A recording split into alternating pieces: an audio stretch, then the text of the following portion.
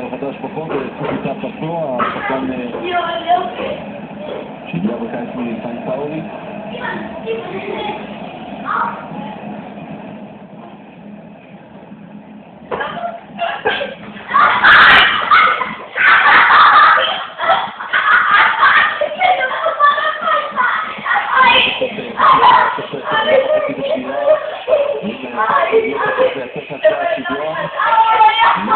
החמישי בששת משחקי האחרונים.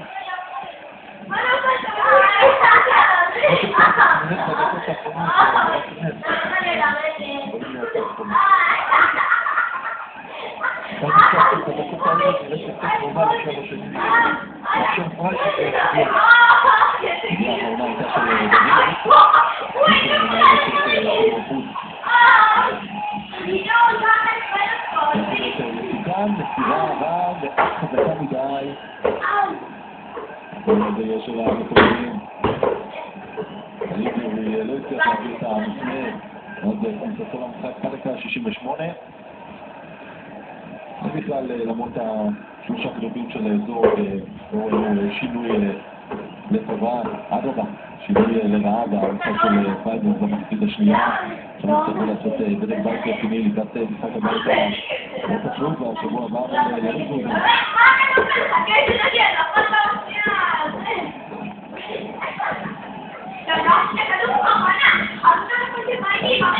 עוד קצת יותר מדקה וחצי לרעה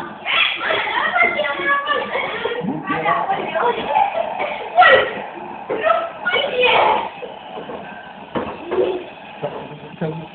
חצי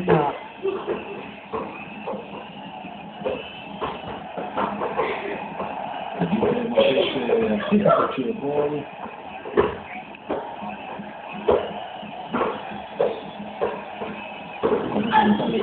רק לדרבן את החניכים שלו תצא מחכה שם לכדור הקיאדי מנסה להפריע עם הלחץ שם על ויטר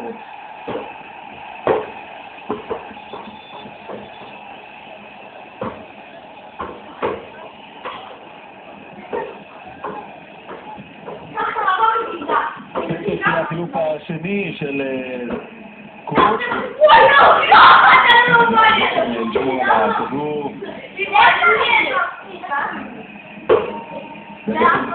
פטרו כיווני שגדל בגרמניה הופיע עונה בכל המשחקים של לאוטן עוד תפקיד משני החליט את דוד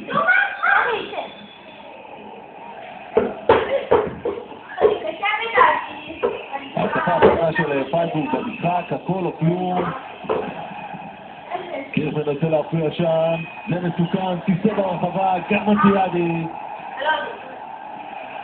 ובכל שנייה צריכה להגיע השריקה של הרטמן הנה שם עם המתפרצת הכדור ברגל של בר הכדור הזה צריך לקבל שכתר והוא היה מצא את זה בשם והנה שריקת הסיום לאוטון תש"ע מנצחת את פייבורג 1-0 ומבטיחה לעצמה שבוע נוסף מעל הקו האדום הניצחון השלישי העונה של קייזרסלאוטן מושג בזכות איתי שכטר עם שער, עם סריטת פנדל שהוחמץ ועם סריטה של פחות משלושה כרטיסים צהובים משחק מעולה לאיתי שכטר כובש שער הניצחון לאוטן מבטיחה לעצמה עוד 3 נקודות יקרות זה לא רק 3 נקודות, וניצחון שני ברציפות.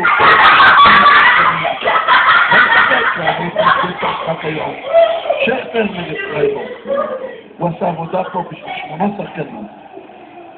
השקיע מאוד מאוד טכניים. גם ביכולות שלו באחד על אחד, הוא לא הגיע הרבה, אבל כשהוא מגיע, אנחנו ראינו גם הצלצל ומקבל פה שפור מקבל מהשחקן. אני אגיד ככה ששבוע שעבר התאכזב את הביקור שהוא לא הזכיר לטובה את התרומה שלו לניצחון בשייקה.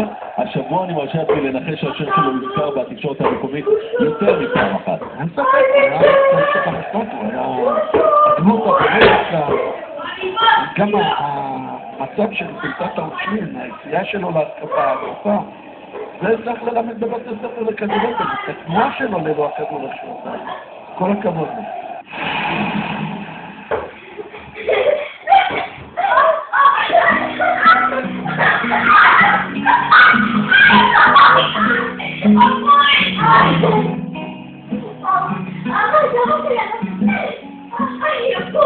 תראה את הבחור הזה, עומד בחור בתוך הדרך, בודק ולפתיחה, יד קולנוע אחר.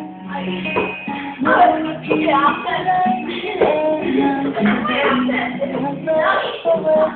אראה לך כמה דברים שישנו אותך, שישנו אותך.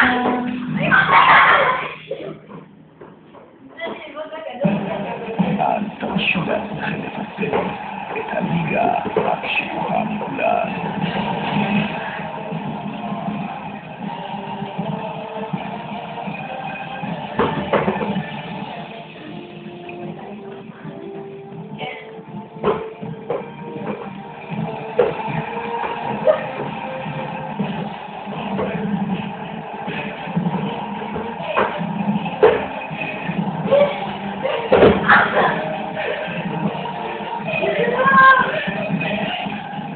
הליגה האיטלקית, ספורט אחת HD.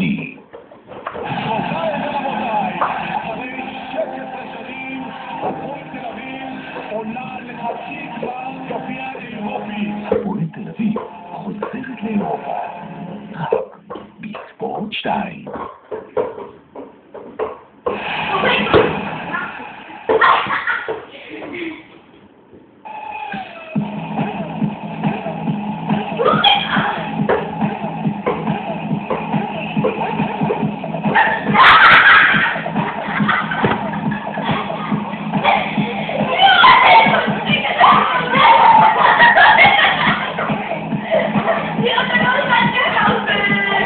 שלום לכם, הבאים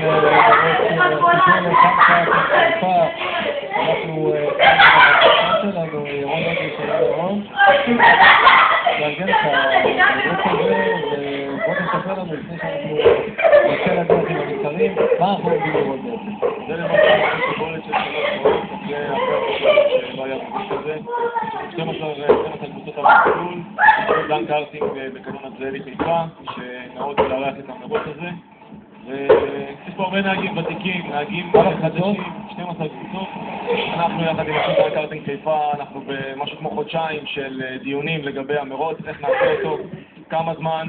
רצינו להיכנס לתוך 3 שעות בסוג של נוסטלגיה כזו, באיזשהו תקן שקבענו, ורצינו לדעת במה זה קרוב, עד כמה אנחנו יכולים לעמוד בזה בצורה טובה ביותר, עד כמה אנחנו יכולים לבוא לקראת אנשים מבחינת העלות שתהיה סבירה. הרבה עבודות. במדינת ישראל גם על פי החוק אפשר מגיל 8 לנהוג בקארטינג, ואני חושב שילדים שנכנסים לענף הזה